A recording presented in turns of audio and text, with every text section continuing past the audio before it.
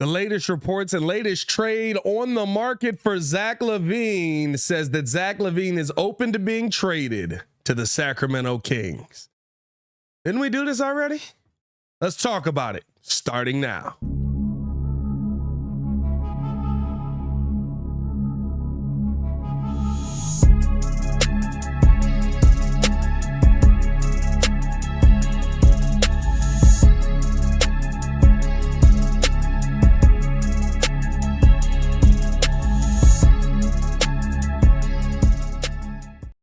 Now, if you are new to the channel, please like the video. Please subscribe to the page. We do talk Chicago sports daily on this channel. The only channel talk Chicago sports, how Chicago talk. So make sure that you get in tune with us, man. So listen, I mean, every team under the sun is going to be included in a Zach Lavine trade, right? But per Sam Amick, I want to say that right. It says that Zach Lavine would be open to a trade to Sacramento to team up with De'Aaron Fox. In the article, he says, for all the public focuses on prospects of James and Davis teaming up with Lavine with the Lakers, the overlooked part is that the Kings star De'Aaron Fox is a major priority for Clutch Sports these days as well. Per league sources, Lavine would be very amenable.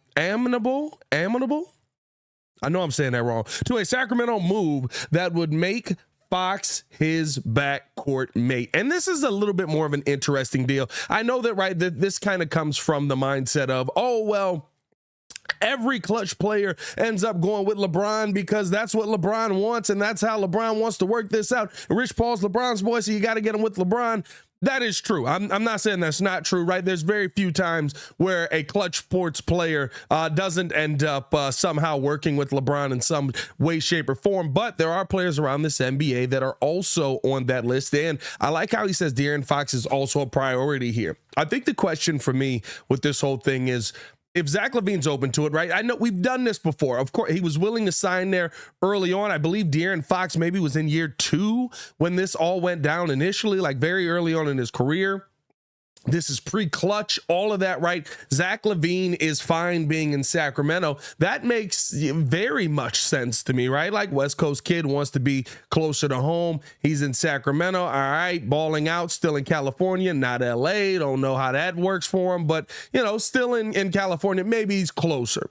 The part that's interesting to me, though, is the Kings part of this, of why would they do this, right?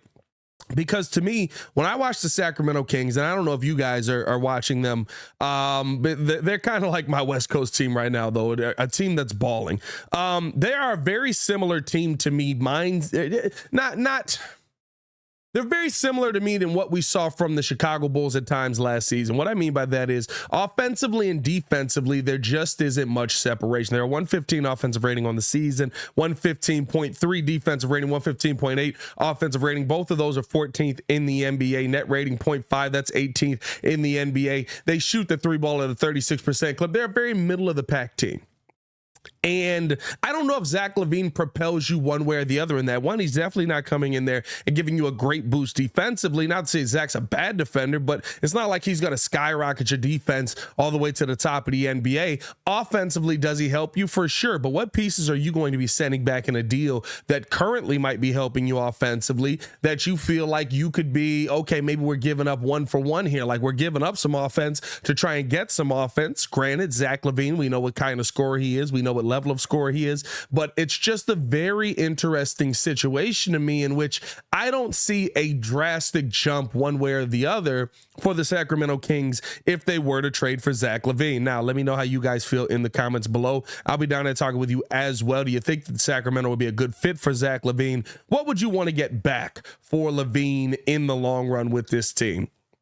A couple names that I saw in the trade package that I think I'd be interested in seeing back. One, Davion Mitchell is a very interesting name on this team because with Davion Mitchell, right, you're able to go out there and see a guy who we've seen at times play really well, and then we've seen at other times kind of fall off. He's sort of fallen out of the rotation there, getting about 10 minutes a game. He's been a spot guy where he's getting more than 10 minutes, right? Like, I think versus the Clippers, he had like 15 minutes. Recently versus Utah, he had like 15 minutes, but it was just because, right, in all of those games, they're blowing teams out. There's just not much for Davion Mitchell to do with that team. So maybe, right, you get a young guy back in that, maybe a Harrison Barnes or a Kevin Huerter included in that deal as well, just to try and make some money work, and draft capital at most. Like, you're not getting a ton back from the Kings, and they're not giving you a Malik Monk. They're not gonna, of course, they're not giving you,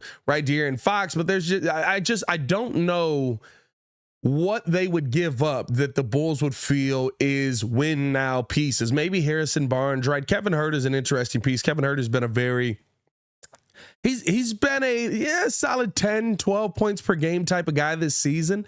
But I think that Huerter in the long run, right, like, I would love him as a shooter, love him as, you know, a guy that's able to go out there and stretch the floor a little bit. But are we going to see that on a consistent basis? Has been very up and down this season, shooting at 26% from the three-point line this season. Very, very up and down. That's not the Kevin Huerter that we're used to seeing over his career. And so now seeing him kind of, and again, early in the season, on the downtrod a little bit. What's that going to be moving forward? Can you get him in here and have him be somebody who reverts back to the player that he was here what he was in Atlanta at times? I mean, Kevin Huerter has been a guy who's been upwards of, 36%, 38%, 40% on the season. Can he be that here? I do believe that. Do they want to part with a piece like that? That's the question again, right? Because what am I parting with Kevin Huerter for if I believe that, yeah, he's going through a little bit of a tough stretch over the last 10 games, but you know what? In the long run, he's a guy to me that it will revert back to the player that we know him to be. Right? Like, okay. Oh, he's having a tough time right now. Don't worry about that. He'll be out there balling soon. You know what I mean? Like, why am I moving on from a guy like Kevin Huerter to bring in a guy like Zach Lavine unless you feel like there's going to be this huge step one way or the other from both guys? Like, Huerter's having a down season a little bit based on what he did last year in Sacramento, but to me, Huerter fits in better there, right? With Lavine, you have to kind of force feed him the ball. You have to allow him to have those one-on-one moments. He has to be a major part of your offense. With Kevin Huerter, he kind of just fits that role-playing mold. Now, maybe that's their thing. Maybe they say, listen, I got Fox, we've got Monk, we've got Sabonis, we add Lavine, we go out here, we're putting up 120 points a game. Yeah, the defense might take a little bit of a hit, but yet again, we'll be able to outscore everyone. Maybe that's the mindset they go into this whole thing with.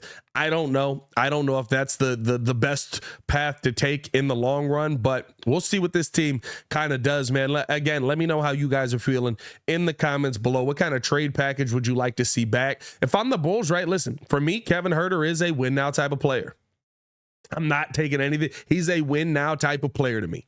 He's a player that goes out there and instantly fits into this Bulls offense and becomes what's the right word? A solidified piece. He becomes a piece that you can count on. He becomes a guy that, and yes, I think that, right, with more time, with more open shots, with more ability to take the shots that you feel free to take, right? Like there's a lot of names on that Kings team right now that take shots. If you come here to Chicago, it's Kobe White. It's Kobe White and DeMar. And DeMar may not be a long-term piece on this team. So what is that going to be at the end of the day? Those are the questions that you got to ask yourself. Let me know how you guys feel in the comments below. I'd be down with Huerter being here. I'd be down with the Davion Mitchell move. I mean, you're probably getting some kind of draft capital back in that, but I mean, they're going to be a top team. Right now, middling team, right? Like I said, they're 115 and 115. They're fifth in the Western Conference. Like, they literally feel like the Bulls of 2 years ago when it was just like, we're here. This is what we do well. This is all we do well. The margin for error is this. Maybe they feel like Zach Lavine helps with that. But let me know how you guys feel in the comments below. I'll be down there talking with you as well. As always, your boy Pat the Designer back at it again to continue watching our Chicago Bulls content. Click the links on the screen or check the links in the description below. Y'all stay safe out there, Chicago. One love, see red, all that good stuff, man. We'll be back for the Daily Show later today, man. Peace.